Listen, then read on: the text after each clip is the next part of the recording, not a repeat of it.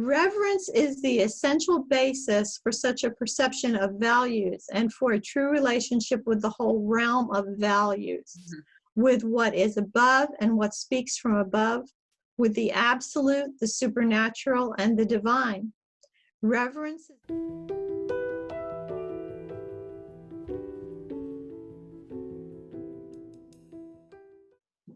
All right.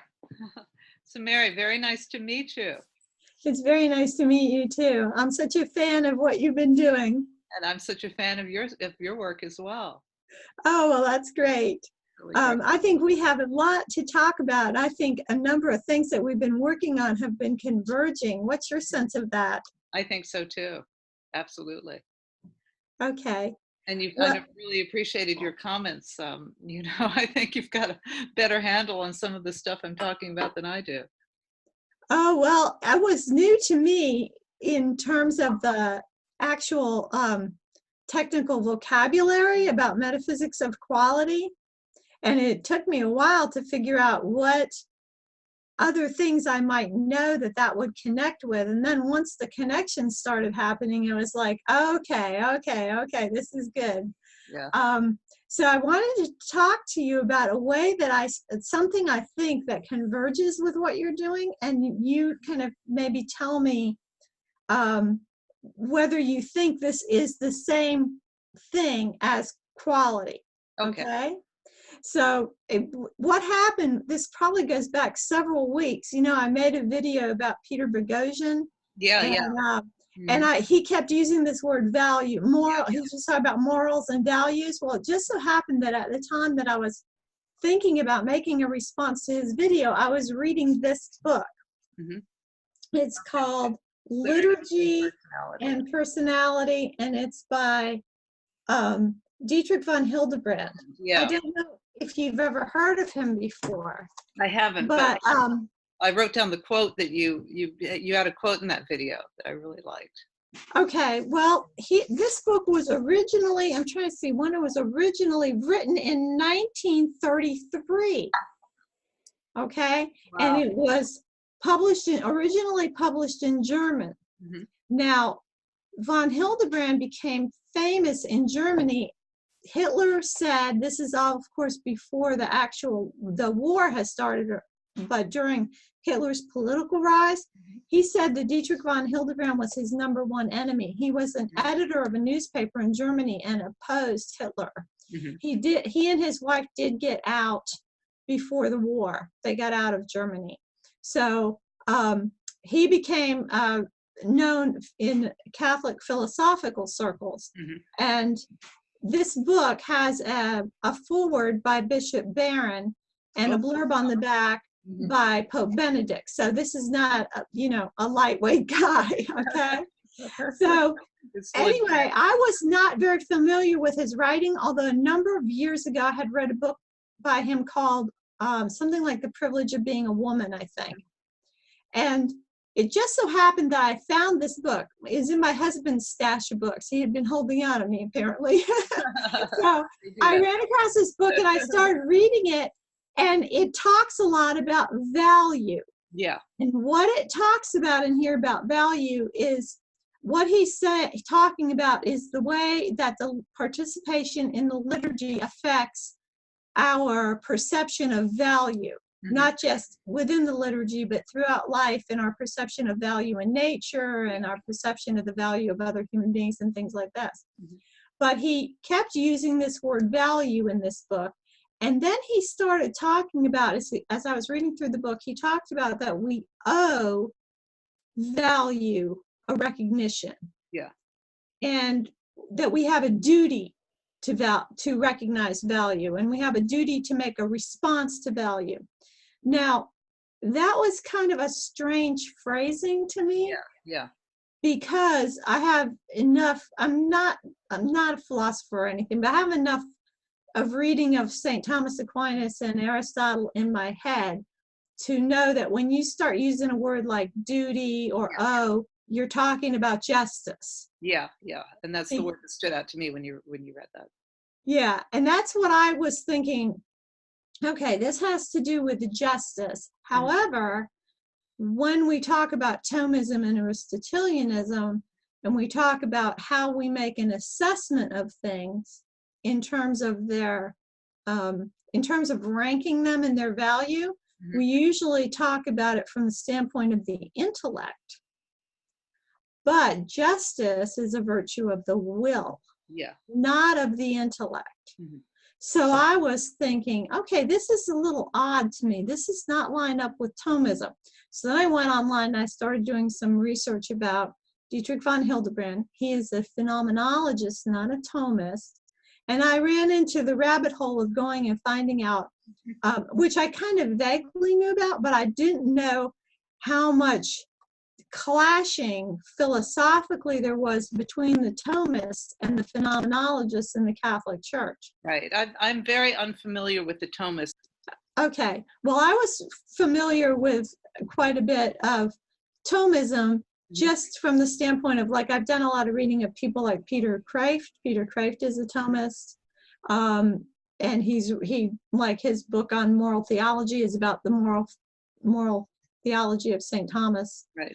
So I was familiar with that, but what got me about this was this idea that we're talking about something that's not in the intellect, but is in the will. Yeah, that's interesting. And the reason it's so interesting is because the will is blind. The will can only love, and according to Thomism and Aristotelianism, the will is blind. So the will depends on the intellect to present to it things to love. Yes. However, if you're going to say that we have a duty to respond to value, and it's not something that's being responded to by the intellect, then you're talking about something very different. So that really piqued my interest. So then when I went online and started reading the Thomistic criticisms of Dietrich von Hildebrand, I noticed two things. One thing I noticed was everybody praises this book. This book is really a classic in its field, and it's considered one of the best, most insightful books ever written about the liturgy. That's one thing. Even the Thomists were praising it in that manner. And then going on to say how bad the man's philosophy was. And one of the reasons they were saying his philosophy was so bad, they talked about his use of this word value. Guess why it was bad? Because he would not define value.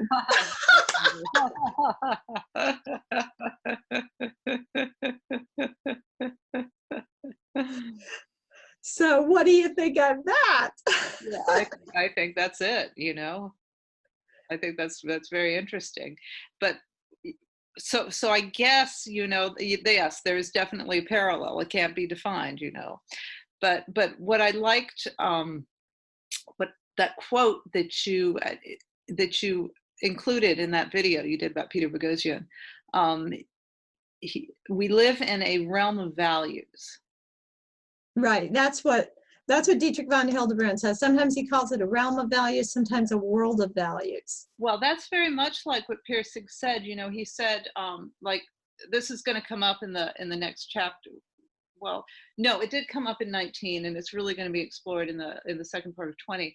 But it's like we have to live in a world of values, because what we see as value, you know, let's just call it quality, because in Pirsig's language it is quality. Quality is the recognition of values, you know, and the moment that the recognition of values meets the thing that it values, that is when the object is created. That's when the thing is created. That is the manifestation in the world. That is making, you know, what is unmanifest manifest.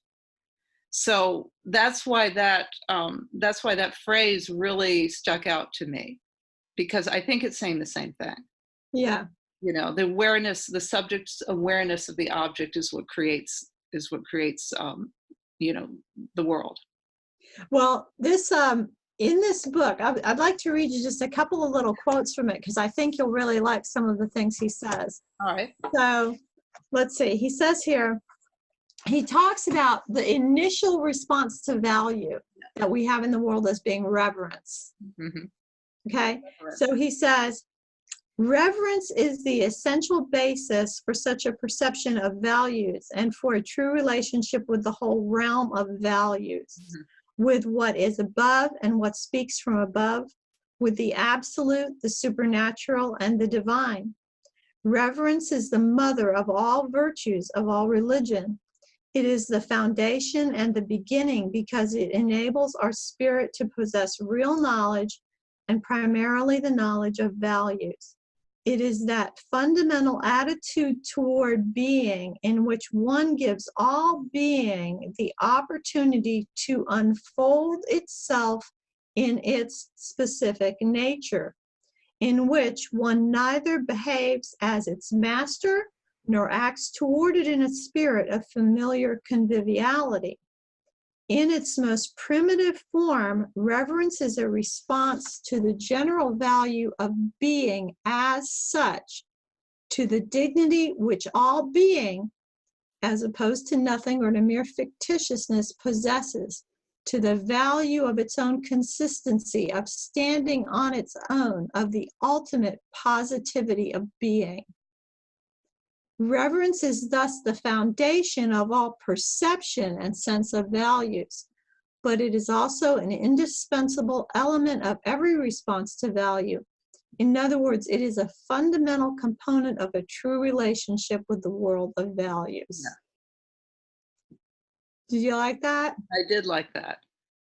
And I like the word relationship. Yeah. And then another little quote I thought you would like is, indeed, there is an ultimate cosmic value in the suitable response to every value, and an ultimate cosmic disvalue, a disharmony in the lack of response or in a false response. False response, yeah, I like that a lot. See, that reminds me of John's, self-deception. Well, this whole thing also reminded me of John talking about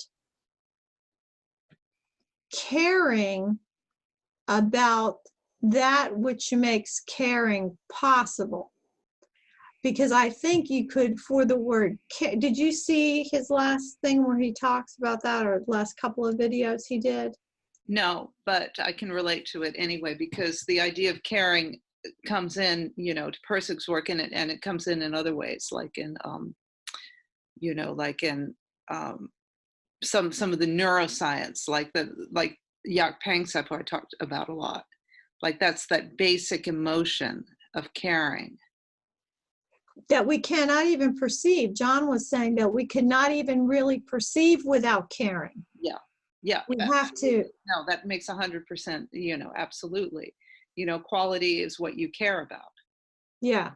So I'm thinking that these words like care, okay, so quality, if we say quality equals value, then we could say also that caring equals valuing, maybe, right? Yeah, I think so too. So then value and valuing would kind of link up all of those things. Mm-hmm. Does that sound right? Yes, yeah.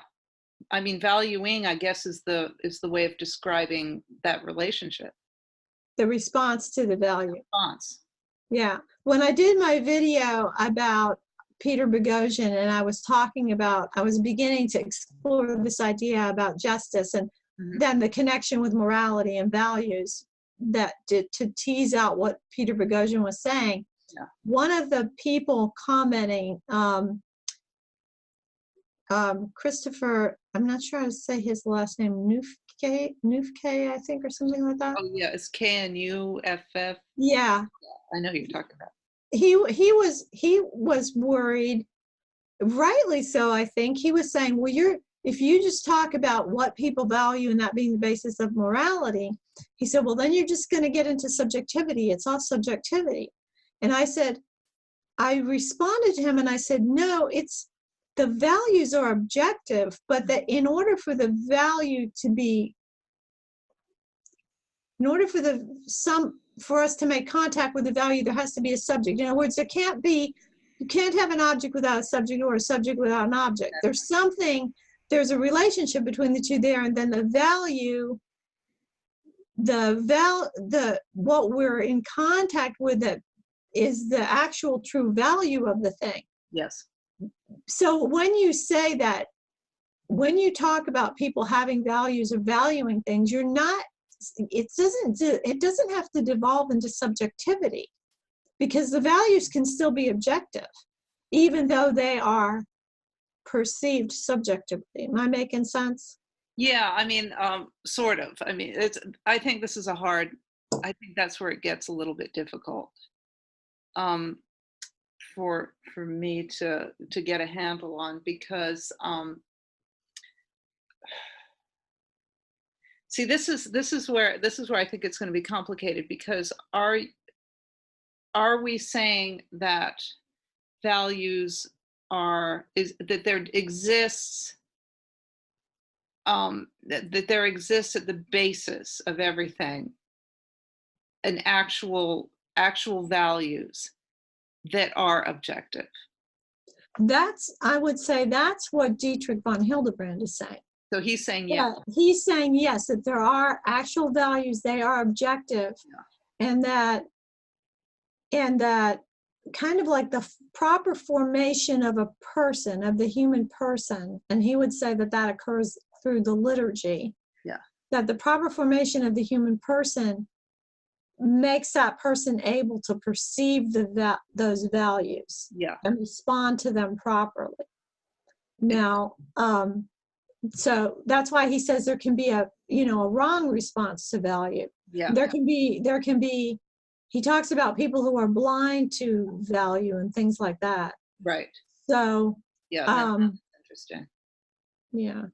But the thing about this that's so interesting is that when you talk about something that deals with the will and justice, you're also talking about love, because love is in the will, not in the intellect. That's right. And so that's where he's hitting, that's where he's in conflict, and that's where the phenomenologists are in conflict with the Thomists. Because in Thomistic, the Thomists would say, well, the way that you know the value of things is through the intellect. But he says, no, you respond to them from your heart. It's a heart thing, not an intellect thing. So it would be a pre-intellectual response, which that reminded me also of Pirsig. Absolutely, and of course, relevance realization. Yeah. So, what was I just going to say? Oh, yeah. So you were saying the formation of the person, right? Right. And the will, and how. Now, say that again. The will is love, or the will is driven. Okay, think about a ship. Think about it as a ship, because this is a common metaphor that Peter Craig uses this in when he talks about moral theology. You think about a ship, and it has a captain and a navigator. Yeah. All right. So the captain would be the will, and the navigator would be the intellect. Yeah. In the classic understanding of the virtues and of the way the soul is formed, that you have the will, you have the intellect, the will, and the emotions. So but the will can only love. That's all the will does, is it loves, and it moves toward that which it loves. Now it can be mistaken. Yeah. It can be, the will can be very mistaken. The intellect, for example, can be mistaken about what it is that is going to make the person happy. Mm-hmm. But the will is always moving toward what it loves. And so you can think of it as the captain is blind, but he relies, and this is funny because that actually is a common affliction of sea captains, is to go blind. Did you know that? No, so I didn't. I'm looking at, especially in the old days when they used to use the glasses, and the sextants and the telescopes and all to see on the sea, and the way they would go blind is the center of their retinas would burn out from the glare of the sun on the water. Wow. And in fact, in somewhere in Massachusetts, I think it is, there's a statue of a blind sea captain. But that is a metaphor for the will, that the will is blind. That's why we say love is blind. Yeah. So then the way it's constructed in this formulation is that the will is dependent upon the intellect to present to it things to love and to give it reasons for loving certain things. And then that's why they would say in this formulation that you allow reason to be your intellect to be the highest. That's the highest part. Yeah. Right? So what this seems to be saying is that the love is primary, not the intellect. Mm-hmm. Because if you're making after you've been drawn by love, yeah, then the intellect can go to work on it. Uh-huh. But that the first initial response is pre-intellectual, yeah, and is toward value or toward quality, not intellectual. Yeah. And so this is the big argument that the Thomists are having with these phenomenologists. Right. And it also pardon? Oh, it also sounds like the argument, what Kochan was trying to put forth. Well, I think he was, I don't know that he was trying to say that the intellect would come. Maybe so he is when he tries to value the world of facts, right, above the world of values. Yeah. Facts are better than values. Facts are better. Facts are better than, that we should hold our facts more tightly than our more morals, which are based on our values. Yeah, I think that is what he was saying. That's that valuing of the intellect that we have in the modern times, right? Yeah, the materialist, rationalist guys. Well, let me just briefly talk about so in the metaphysical quality, it's sort of a back and forth between, and it's very similar because it is sort of like the captain and the navigator. You've got the quality is the pre-intellectual awareness of quality is going to guide you in the right direction, or it's not, and it's really going to depend on what he uses the metaphor of a train, on the track of quality. I think I've talked about this a couple of times, about this in Pesho. So whatever is in your boxcars is going to determine how you're going to interpret this and how you're going to make it into an analog and to follow that.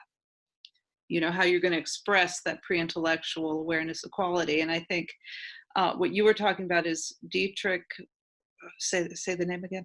Von Hildebrand. Von Hildebrand was saying that your intellect needs to be, let's say, does your intellect need to be pure, or does it need to be, now how is it going to keep you in the right direction? How is it going to keep you from being, the ship from going off course? Well, now I'm not an expert in him, and I might say something wrong, but this is where I'm at now in my understanding. Right. So my understanding right now is that what he's saying is that we encounter this world of value, and ultimately what we're encountering, he would say, are God's gifts everywhere surrounding us. Like when John Vervaeke said, agape precedes us, permeates us, and follows us. Oh, wow. And in the Bible it says that every good and perfect gift comes down from heaven, from the Father of celestial lights. So what he's saying is that it's God's gifts that are in the world, that when we respond to the values around us, that we're actually responding in love back to a love that has already been, right. That makes sense.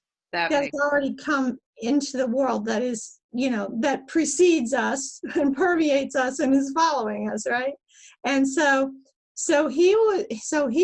what he is saying here is that our response to these values ultimately really is, that's why I said in my video, even in those who don't believe in God, it's really still a religious response. Right.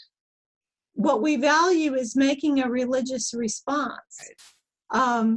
Because it's God who's, made this world so full of value and made our hearts that can respond to it. So if you respond to it, let's just say through God rather than through something else, something that deflects it, something, let's just say what John Vervaeke would call bullshit. If you're responding it through God rather than through this other thing, then the response is in harmony. Well, I think that, although of course he's writing as a Catholic and he's writing to Catholics, I think that he would say that every proper response to value is actually a response to God, whether it's made by someone who is actually thinking about God in that moment or not. And that takes me back to what C.S. Lewis said in The Abolition of Man. Maybe you heard Paul Vanderklay talk about this. He's talked about it several times. And it's based on it's something in his book, The Abolition of Man, but it's actually based on, he's reporting something that Coleridge said, that he had been to a waterfall and he had seen two people looking at the waterfall, and one had said the waterfall was pretty, and the other said the waterfall was sublime. And Coleridge had approved of the one that said it was sublime and not approved of the one that said it was pretty. That's very interesting. Yeah, and so C.S. Lewis was saying that, talking about it's a different type of person that's going to say those two different words, but it's a response to a real value out there, in that real value in the waterfall. So that the person whose heart responds and says it's sublime is responding more appropriately to that value, and so is more just. Yeah. They have more justice in their soul, which is the same. The word in the Bible for justice and righteousness are the same word. So they're more righteous, or they have more justice in their soul, more of that virtue of justice because of their response. But at the same time, he would say that when we encounter values, and this is why it's important for children, like to hear beautiful music, to see beautiful art, to be exposed to the beautiful, leads them to have more justice in their soul, to be able to make a proper response to value. Yeah, I think the word proper and appropriate are the ones that are interesting. Because that's, I think that's what we're looking at, because like John was saying, the same machinery, can demean it, say it's just pretty, because it doesn't understand. Right. Or it could say that it's, it could have some other story about it. Like, you can respond to it, but the machinery can be hijacked by something else that isn't appropriate. Right. So what's interesting is the word appropriate. Would there be an absolute appropriate response for all time, or would that response evolve with our consciousness? Well, I would say that I think that von Hildebrand would say that when you say evolve, do you mean that it's a growth in the individual person or a growth in humanity? I would sort of say, in something like that, because, a waterfall is a relationship with a human being to the environment, and it's a universal. It's let's just say the relationship is pretty universal. Let's say it's a human and universal there, what they're going to perceive in the waterfall, at least on a biological level. But would that, as human consciousness evolves, maybe at one point in history, the appropriate response, for example, would to think it was like a god in the animistic sense. And then as we evolve, post-Christianity, to see it as sublime, or even, in the Abrahamic tradition, to see it as sublime would be an expression of the Abrahamic God. Well, I think that the experience of something being sublime, I think, could be universal. I'm not sure that that would require the Abrahamic God, because if something is sublime, it means it's a lifting up, right? Yeah. It's elevating. We could say the experience of seeing that thing was elevating. Mm-hmm. Now, this kind of relates to liturgy in a way, because in the liturgy the priest says, lift up your hearts, mm-hmm. and we respond, we lift them up to the Lord, right? Mm-hmm. So it's this elevation of the heart, which I think can happen by seeing beautiful things in nature, that your heart is lifted up. So when we say that it's sublime, I think it's that sense of it being elevated, and I'm not sure that you would have to explicitly believe in any particular kind of, or have any kind of particular kind of metaphysic to say that it's sublime, because if you start talking about the metaphysic involved, I think then you're getting into the intellect. But when we're talking about that immediate heart response, we're in that pre-intellectual. Now, he would say that the participation in the liturgy trains or hones that sense of value. And actually, I'm sure he would say, similar to what Nietzsche said, is that had honed the entire culture of Europe in a particular way to have a certain set of values, including a certain appreciation of a certain kind of beauty, which is a combination of the rational, which has to do with ratio, right, and proportion, along with that heart sense of lifting up the hearts. It's what you see when you go into the cathedrals and things. But I think his emphasis is on that immediate heart response to value. And so, and I think I'm still going back to the appropriate response. So what would keep someone, so if you're saying, in the Abolition of Man, he says one response is that it's pretty, which means that person is not, for whatever reason, connecting to the sublime experience, which is the appropriate response. Right. Well, C.S. Lewis talked about people being educated out of the proper response. Oh, interesting. By being told that there is no objective value at all in the world, and that when we say that something is right or wrong, all we are saying is that it either is to or is not to our taste. Yeah. And Bishop Barron makes a similar point in the foreword he wrote to this English edition of this book. He talked about what an anomaly it would be for someone to walk into the Sistine Chapel and look up and say, that's just not the sort of painting I like.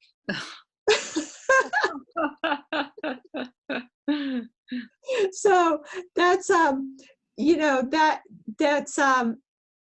okay, so I'm trying to get back to your question. I'm trying to remember what would be the difference in the persons, right? So it would be, now Dietrich von Hildebrand talks about some people not being awake to value. Yeah. And C.S. Lewis talks about people being educated out of making a heart response to value. He gives this whole long, in the Abolition of Man, he starts off with this long piece about modern education and what it does to the young, and how it's working to remove them from any kind of normal response to things by telling them that, the normal things that they would respond to are, once you take that analytical knife to things in front of people, in front of children, and you have removed all mystery, and you have removed all, you've taken the cat, like E.F. Shoemaker says. I put that comment in your videos before, right? About the cat. E.F. Shoemaker said, if you take the cat and you dissect it and you get all the way down to the individual cells and the biochemistry, and you analyze the mechanics of the skeleton and everything, when you get all finished, you'll know everything about it except what makes it a cat. Yeah. Right. No, that's so true. So that's the kind of education that makes people, starts to blind them to value. Yeah. No, I think this part really is really useful, because obviously I'm trying to take Pirsig's work and implement it in the world.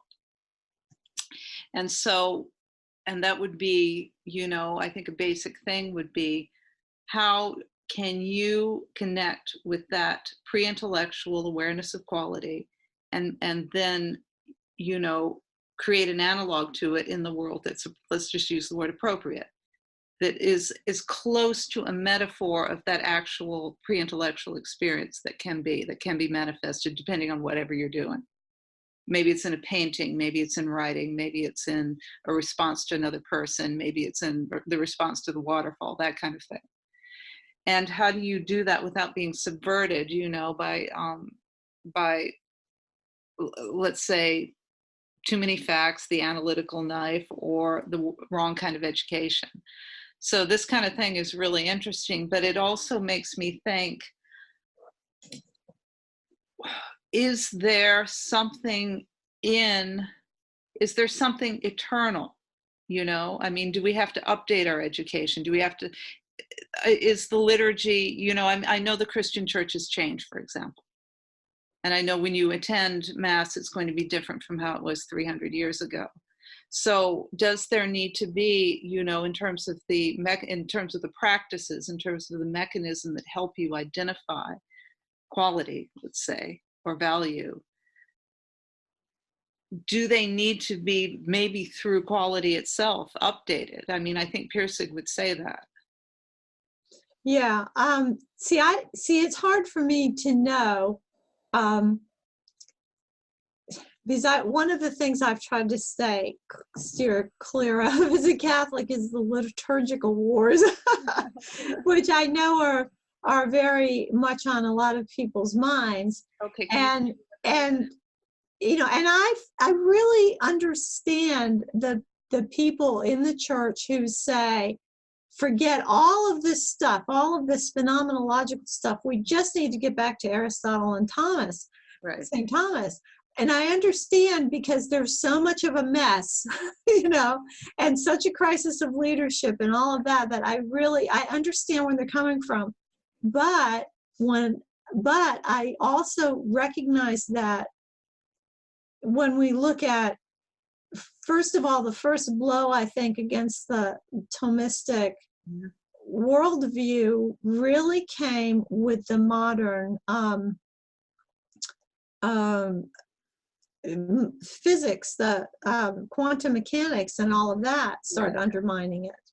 And then the second blow, I think, which I don't think we'll ever get back to the strong Thomism, other than the people that want to just throw the Summa at other people's heads, it's just not going to, it may hit them from the outside of the head, but it's not getting inside. And the reason it's not is because of, like, what John Vervaeke is saying about the way we know things. The Thomistic epistemology is not holding up, which is because, okay, it always puts the intellect at the top. That's one thing. Okay. The other thing is that even the way that we know, the way that we supposedly, it's all about a world of objects. Mm-hmm. We encounter objects in the world. We then abstract from our contact with the objects, and we use the abstractions as as mental furniture to move around and manipulate in our minds. And that's supposedly how we know. But now, at this point, we kind of know that that's not how we know. Exactly. And this is what Pirsig would call subject-object metaphysics, which is the old metaphysics, right? The one that leaves a lot of stuff out. Like, Yeah. like it can explain a lot of things, but it can't explain, let's just say the feeling that something's sublime. It's just us and the objects, and that's it. And I think Jordan Peterson described it that way. We don't just see objects in the world, I think he said. Right. So that's definitely the thing that I think in this corner we're kind of, trying to find a different way of seeing. Yeah. And for Pirsig, of course, it would have been the metaphysics of quality. I had the funniest experience yesterday morning, and I don't know how this happened, and I don't understand it yet. But the second that I opened my eyes yesterday morning in bed, the second that I woke up, there were these words in my mind. And the words were, all vision is teleological. And I don't understand that, but and I don't know why those words would be right there in my head the second I opened my eyes. Well, you're coming right out of the unconscious, so there's a manifestation from your unconscious right there. So like if I was to do a dream analysis, I'd say, what's your intuition? You mean about the meaning? Yeah. Well, I don't know. I feel like it's something that is very big and could be unpacked for. It wasn't like it was a dream. I mean, I don't remember there being any dream content. It was just those words. I opened my eyes and was like, just right there in my head were these words. Not like it was something coming from outside. It was right there, like a thought of mine. All vision is teleological. Which, okay, so the telos of things is one of Aristotle's four causes. Mm-hmm. So it was just a strange, because you could make that a simpler statement by saying, all seeing is purposeful, but that's not the same thing, because vision and seeing are not the same. Or vision and like eyesight and vision are not exactly the same thing. You can go get your eyesight checked, or you can say that you're getting your vision checked. And that's one way to use vision as like a corresponding with sight. But if a friend of mine buys a new house and it's empty and we walk into it and I say to her, what's your vision for this place? I'm not talking about what she's seeing with her eyes. So what's your intuition of what vision meant in that? That it means maybe the combination of seeing, but the seeing with the mind's eye. Seeing with the mind's eye, I would say, that kind of seeing. Seeing with the mind's eye, or the vision. Or it could mean the vision. I thought about a scripture. There's a scripture that says, my people are perishing for lack of vision, or something like that. Right. So. You know that one? No, but it makes sense for what you're saying. Yeah. So I don't know. I just thought, boy, I've got to ponder that for a while. But that's really, kind of great that you had a message like that first thing in the morning. Yeah. Right out of the unconscious, or whatever you want to call it, maybe from somewhere else. Yeah. I don't know. It's like I told you on the email.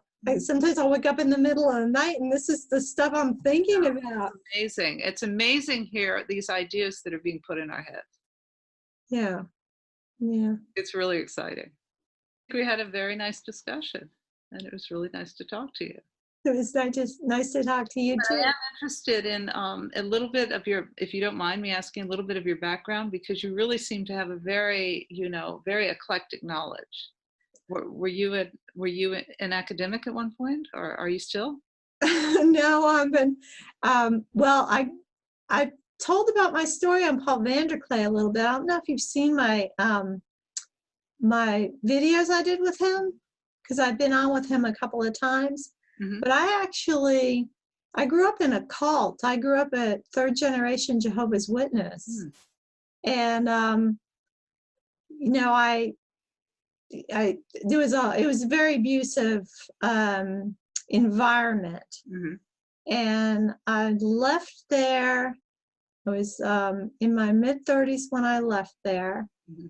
And then I worked my way backwards through the Protestant Reformation to become Catholic. Mm-hmm. But, I have children and I am married. I was married in the Jehovah's Witnesses to my children's father, but now I'm married to a Catholic man. And I'm a grandmother. I have 9 grandkids. Wow. Yeah. But over the course of my very jumbled up, kind of messy years that I've had with all the disruption and everything, I did manage to get in 3 years of college. Mm. But no, I've never been an academic. I read a lot. Yeah. And I tend to be pretty retentive of what I read and make a lot of connections. Yeah. But no, I'm not. I'm no scholar, which maybe that's why I'm so eclectic, because I can, just follow my own little path. Although John Vervaeke says that to be an autodidact is not a good thing. Not a good thing if you're not in a community. Oh, okay. Oh, that's what he's talking about. Okay. Well, yeah, I am. Yeah. So thank you for sharing that, because I love your comments, and I love you. I love your eclectic knowledge, and you really, you guide me in directions, and so thank you, and thank you for connecting with me. Well, I'm very happy about it. I would not have ever started a channel except for seeing your example. You really seeing your example of what you were doing with Pirsig really is what gave me the courage to step out and start a channel. Well, Ratzinger's book seems to be your Zen and the Art of Motorcycle Maintenance. Yeah, I think so. It's just I kept seeing things in it that I felt just hit on this conversation.